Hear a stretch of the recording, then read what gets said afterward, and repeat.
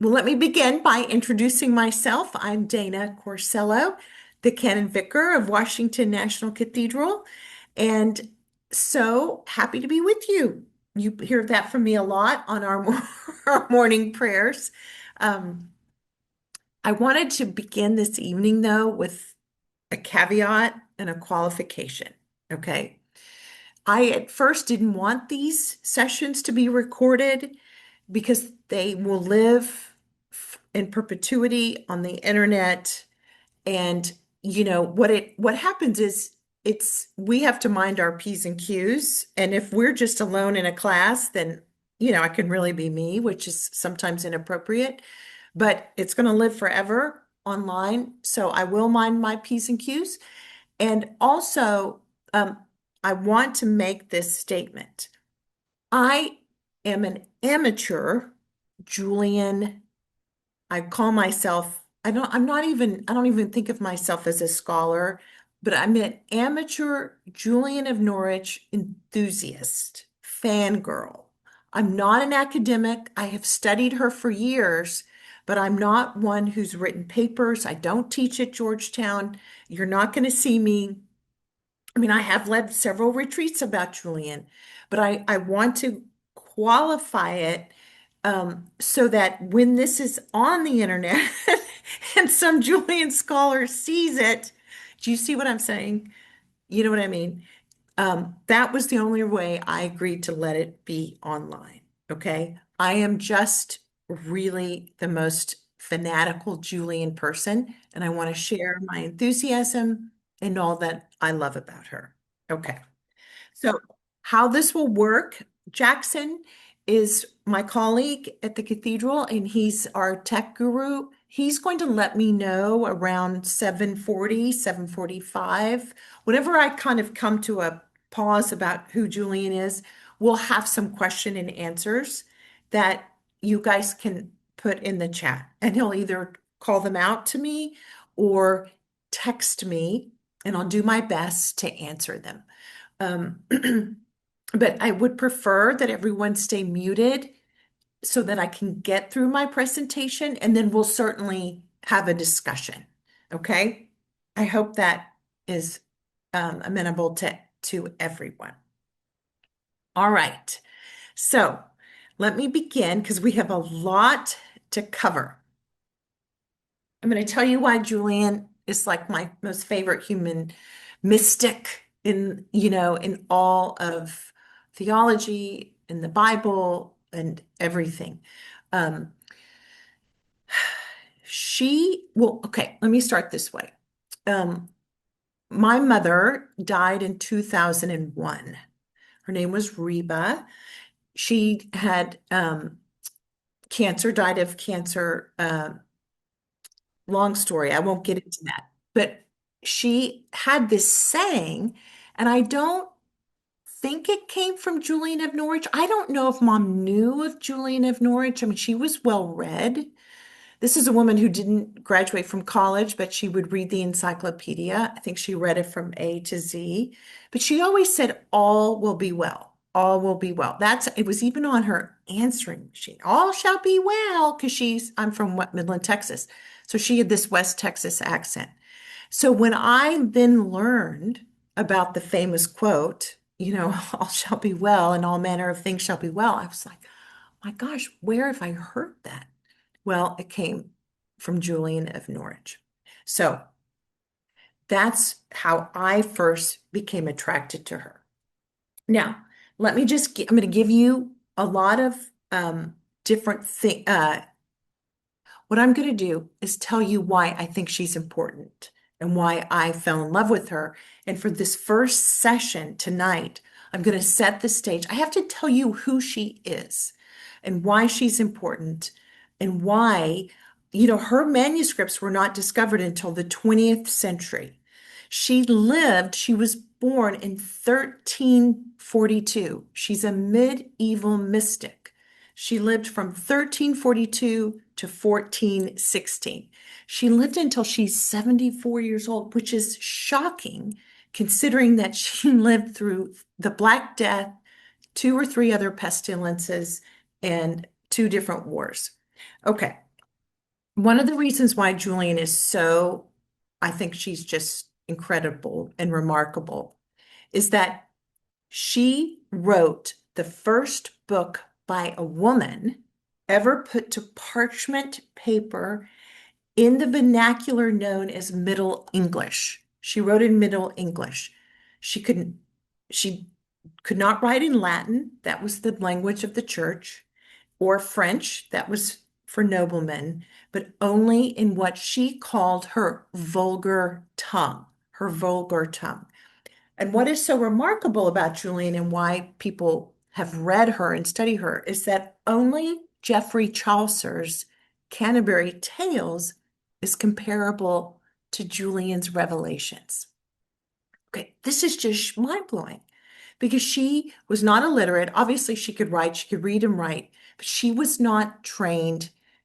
She didn't go to university.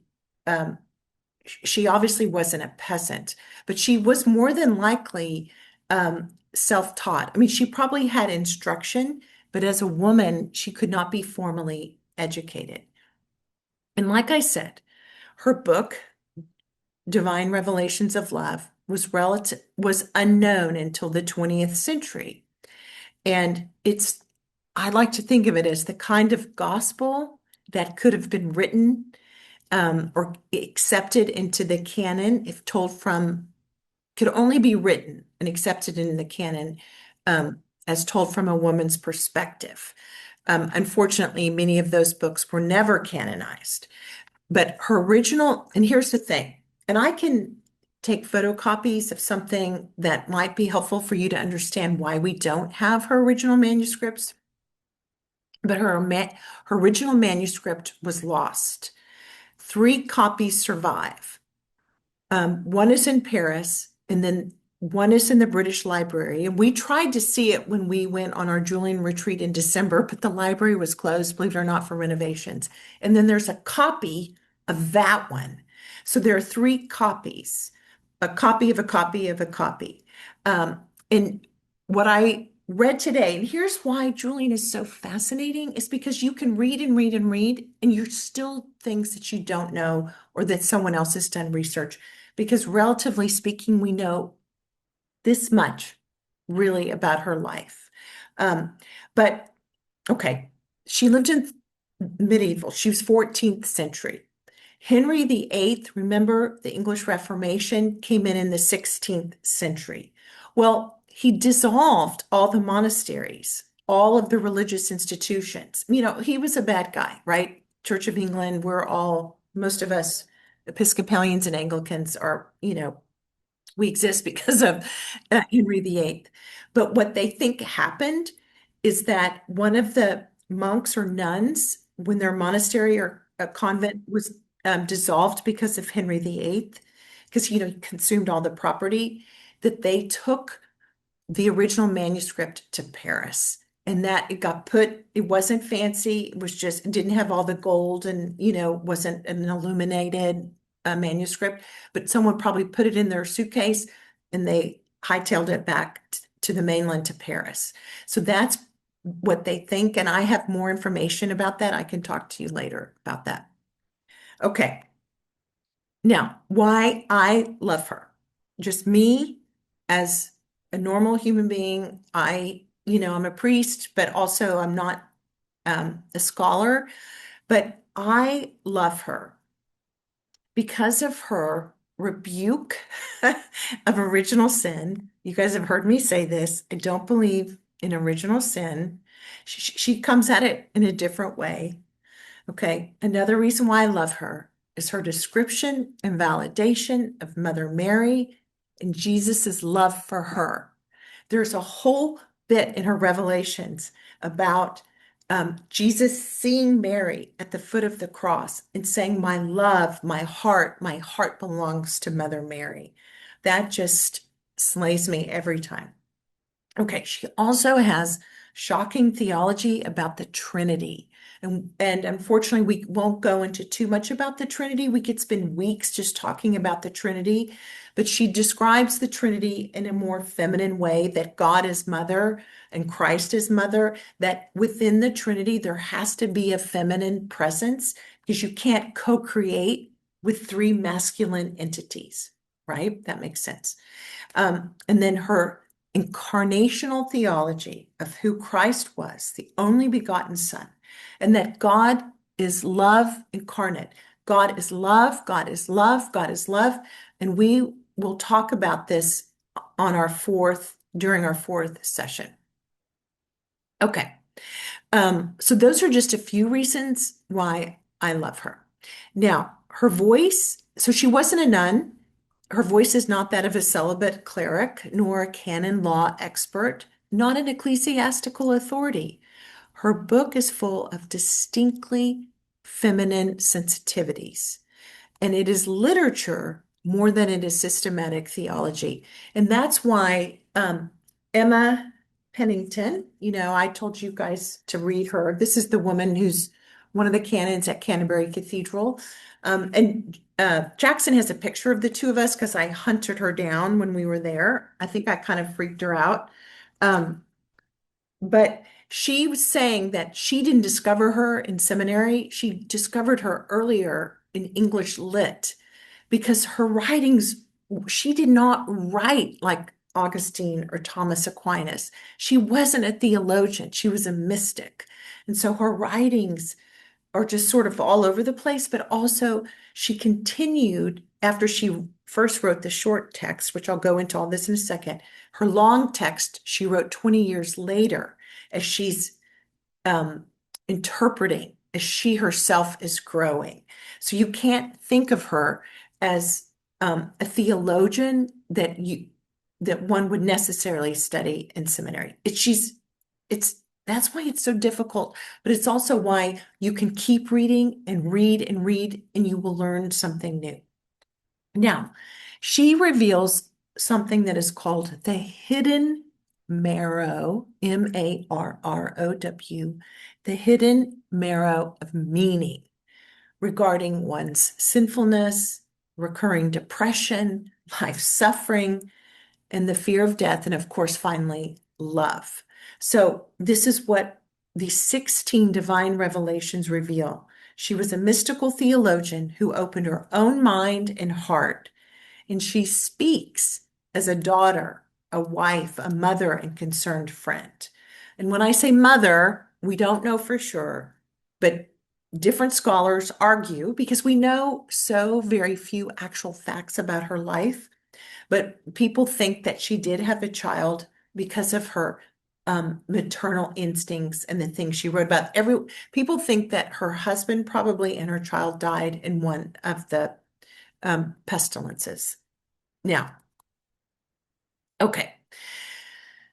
So in the 14th century, medieval England, there were many spiritual advisors. There were 34 different anchorites. And an anchorite, and I'll talk about this later on, but it's someone like Julian who attached herself to a church. And there was a cell. Okay, and I'm going to go through all of that at the end of our presentation. But 14th century Norwich was before all of the pestilences and all the horrible stuff started happening. It was a vibrant, really flourishing city. It was the second largest city in England. It had incredible trade route. It was safe from pirates because it was 30 miles inland from the coast, but you could get there on the river. It was a really flourishing city. Now, what's interesting is I've read two different books who claim that during Julian's time, the city had 14,000 or 13,000 residents, and one said it had 6,000 residents. But they lived in a walled city, and with the cobblestones, it was idyllic, but it also livestock, sewers, it was like you see in the films. It's why people got dysentery and died, and why people got sick and died. So even though this was a time of high medieval spirituality and mysticism, and people thought Julian was a relentless optimist, she lives in times of traumatic challenge, plague, war, famine, churchly discord. Um, so for decades after her first initial revelation, She meditated on the bracing glimpses that God had given her, delving into the suffering of Christ and her communion with an infinite God who comes in intimate daily way. Um, so to truly understand this, she needs to be placed in her historical milieu against the political and religious backdrop of her life. And so this is what is important to understand about Julian. And I have this little book. I don't know if you can see this. It's called In Search of Julian of Norwich. It's by Sheila Upjohn. Um, and she lives in Norwich. And this book I bought in the gift shop at the church where Julian, where we stayed and where Julian's cell, it was recreated and rebuilt because the church was bombed in 1942. And so they rebuilt the church and then they had to refashion her cell. But let me read this so you can understand her life and what was happening then, because everything she talks about in her revelations, you have to put it in context. Okay. Um, in 1348, when Julian must have been about 5 years old, events turned near home. There was a disastrous outbreak of a highly infectious cattle disease in Norfolk, and much worse to come the following year. The Black Death, which had begun in Dorset, reached Norwich in January of 1349. It was a disease that struck without warning. There were no early symptoms, lengthy, I can't say that, lengthy illness, and above all, no treatment. People who rose hale and hearty in the morning could be dead by nightfall. Estimates put the number of dead in this epidemic and the two that followed at about 2,400 out of a population of 6,000. There was no precise record of how many people died in Norfolk and Norwich during the Black Death, partly because soon there was no one left to keep up the parish registers. She goes on to say that all the priests that the bishop sent, they all ended up dying because they went to visit and pray over the dying. So that's how deadly it was. They even started ordaining men at the age of 21 instead of 24. Soon there were not enough priests to administer the last rites, and in the anguish of bereavement, the survivors were tortured by the added fear that those they loved had died unshriven without confessing their sins and receiving absolution, that they would forever burn in eternal torment. Now, remember this because we're going to talk about this when we talk about all shall be well. One of Julian's conflicts with the Holy Church, as she called it, was that they were all going to hell. The pestilence was their fault. God was a punishing God who, doomed them to hell. And she's saying, no, that's not who God is at all. That's not what she gleaned from her revelations. Okay. And then you guys have seen this in the movies. The passing bell rang throughout the day and the night. The death carts were pushed through the streets with the cry of, "Bring out your dead." The bodies of husbands, wives, and children would be dragged out and heaved unceremoniously onto the cart to be taken away and tipped into mass graves. The swollen churchyards mounted higher and higher above the level of the streets until there was scarcely a street in the city without the plague cross daubed on its doors. And then 13 years later, in 1362, when Julian would have been 19, the plague came back. This time it seemed like a massacre of the innocents. The plague claimed almost all of its victims amongst young children. That year, too, there was a great gale that blew down the cathedral spire, tore up trees, and damaged houses. The following year, cattle disease broke out again. So let me get back to that 1362 plague. It wiped out all the young children. That's because they had never developed that herd immunity to even get healed from the first. This is why we can say today that immunizations are important, even though obviously they didn't have them then. Okay. And then when Julian was 26, now remember, the revelations came to her at the age of 30. This is when she lays on her deathbed at the age of 30. So when Julian was 26, there was a threefold disaster. The Black Death raged again in the city and county. Cattle disease was rampant. And to cap it all, after years of bad harvests, the harvest of 1369 was the worst it had been in 50 years. Where once there was simply hunger, starvation now stalked the streets in the city of Norfolk and the countryside. Landowners, faced with poverty themselves, struggled to keep serfs tied to the land and wages down. The long drawn out war still needed ever more money and men. And the long drawn out war was the war between England and France. One of those English kings wanted to rule over France, and that went on for like 50 years. Um, okay. The result born of hunger and desperation was the peasants' revolt. So you can get the idea of the context. Plus, there were two waging popes, one in Rome, one in Avignon, France. This is John Wycliffe. He translated the Bible into English. They burned people at the stake for being more Puritans. It was um, it was a really tough time for Julian and the people of Norwich. So that's really important because somehow, some way, she and her mother survived. And so, from everything I read, only 5% of the population lived to the age of 65.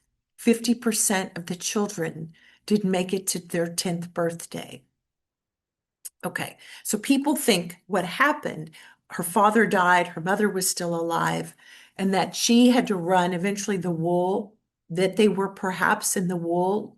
She was a wool trader or in the textile business because Norwich, when it was flourishing and things were healthy, it was the wool capital of England. Like they made beautiful wools for coats and textiles, and they traded them all over the world. So that's where they think the money came from. Julian, at that time, she would have married between the ages of 15, 16, her being 15 or 16, to a man at least twice her age.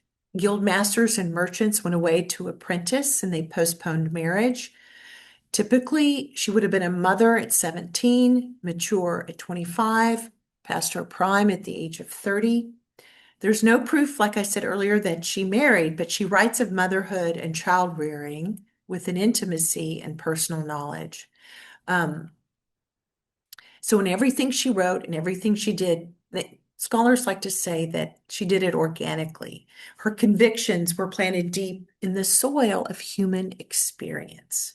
So when she's actually having conversations with Jesus Christ on the cross, it's it's not some highfalutin theological treatise or something she's trying to work out.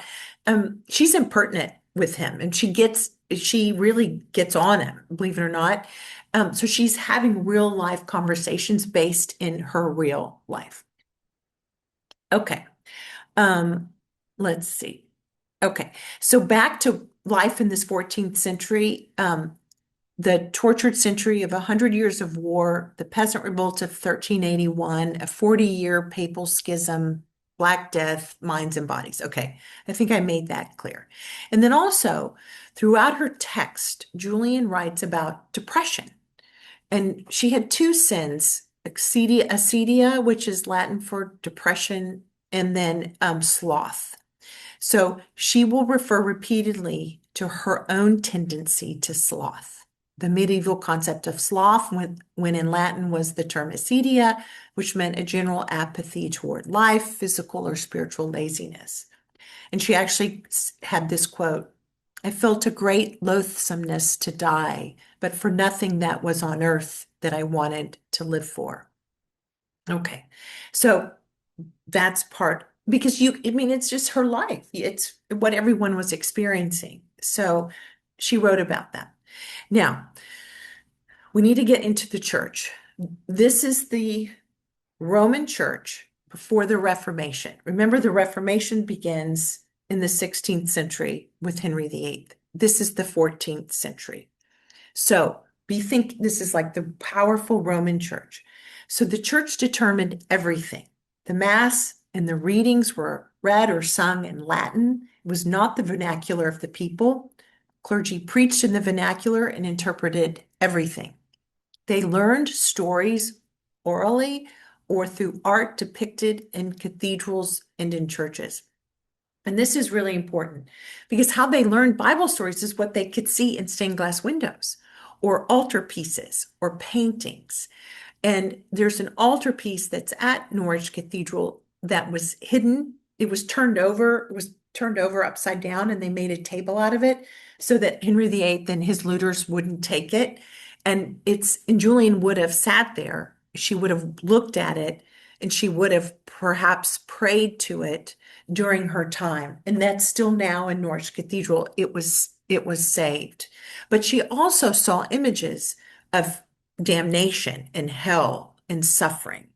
And that is exactly what what she fought against. She didn't fight against it. She wrote about it. She wrote that it wasn't true, that that's not what God was about. So that was the tension that she had with the Holy Church, the Holy Mother Church. Um, she, the Holy Church taught how God views the sinful. This is what she taught. God views them all as going to hell. They did something, they're horrible. There's a reason why they've all suffered, and now they must pay the price. Julian saw God viewing sin and all of that differently. And this is what she took from God. With God saw all of us with pity and not with blame. With pity and not with blame. And we'll get to all of that in our third session, okay? She was a pious and dutiful daughter of the church. She didn't want to be labeled a heretic, so she tread lightly with a lot of this. Um, Her shorter version of her Revelations, the very first text that came out 10 years after her original version, she was more out there, so to speak. And then the longer text, which came much later, she sort of reined it in a little bit because the church was all powerful. Women were not supposed to write. Women were not supposed to question. Women didn't have agency. Okay. Now, it's 7:31. We're doing good on time. So her revelations of divine love. Here's what happened. And this is why we're all here. Okay. Let me just read. Okay. In 1373, a 30-year-old woman lay dying. As was the custom, her priest came to give her the last rites.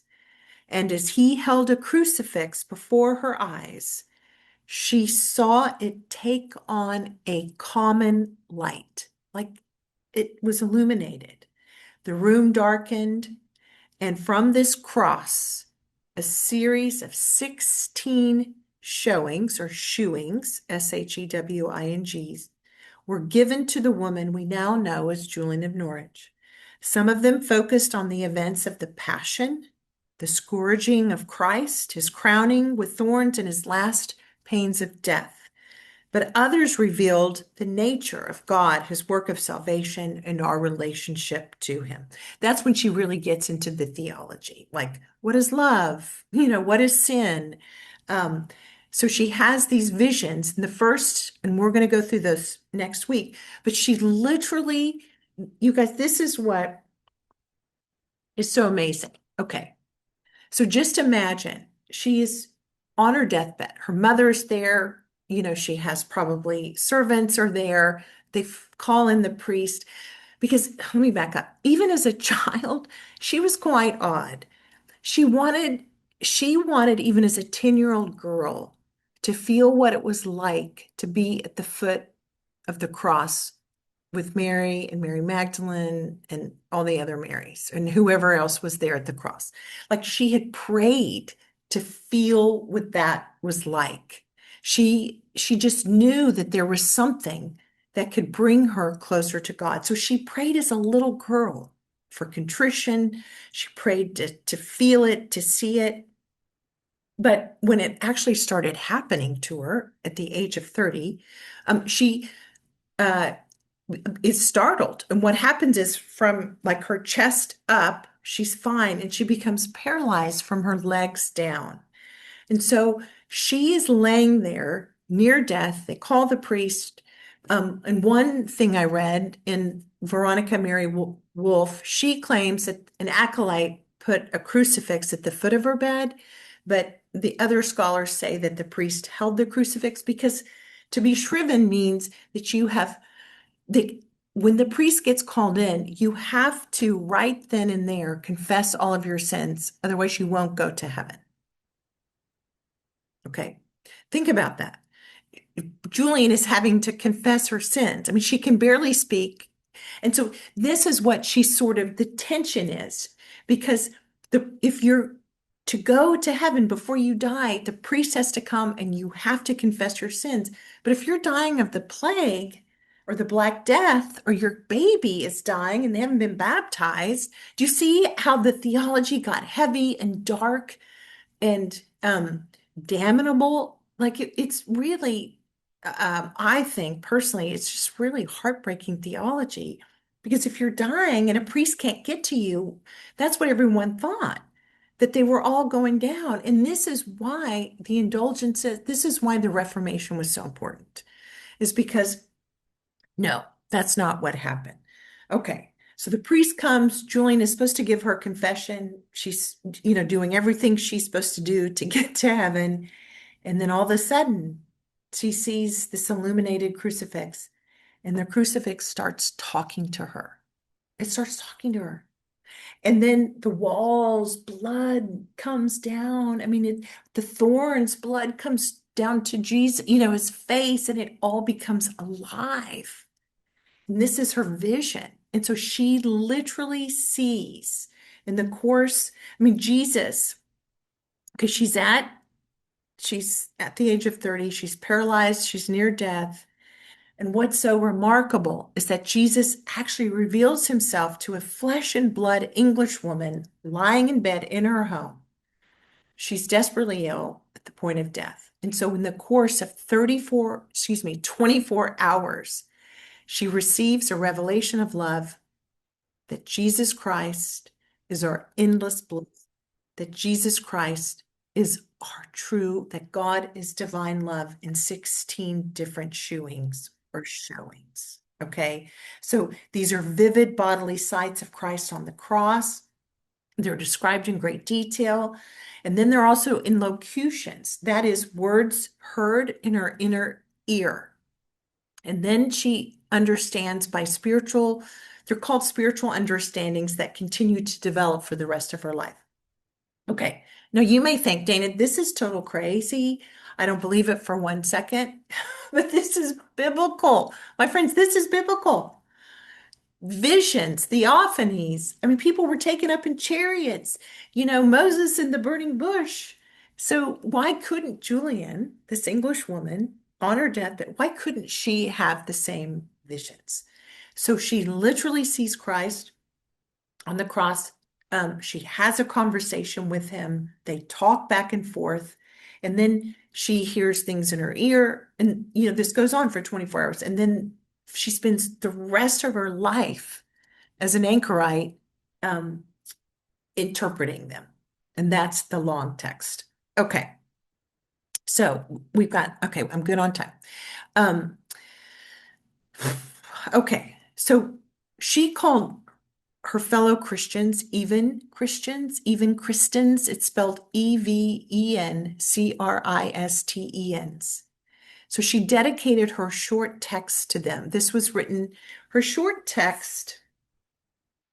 Okay, I've got my dates here. Um, okay, so she was on her deathbed in 1373. The short text they think came out 10 years later in 1383. And then her long text was released 20 years later in 1392. And so keep in mind, as their peasant revolts, all the things that were happening, she's interpreting things, everything she saw, 20 years earlier.